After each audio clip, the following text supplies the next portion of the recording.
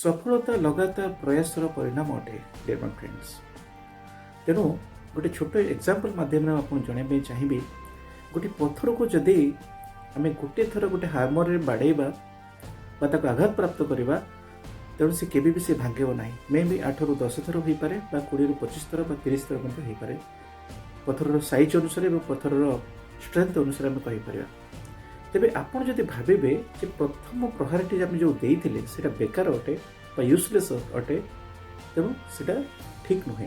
कहीं मुझे कहवाई चाहिए कहीं गोटे कंटिन्यूअस एफर्ट जो आप चलुँच धीरे धीरे जब प्रथम प्रहार देले द्वितीय प्रहार देले लगे लगे 8 ରୁ 10 थर बा धरनीय 10 थर प्रहार से पत्थर जो भांगिला एवं से शेष प्रहार जे कार्यकारी है सेटा कथा ना।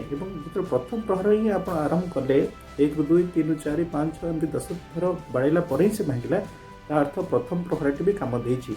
कहीं धीरे धीरे से कौन है पत्थरटी दुर्बल है एवं से अनुसार लास्ट को जाए भांगीगला।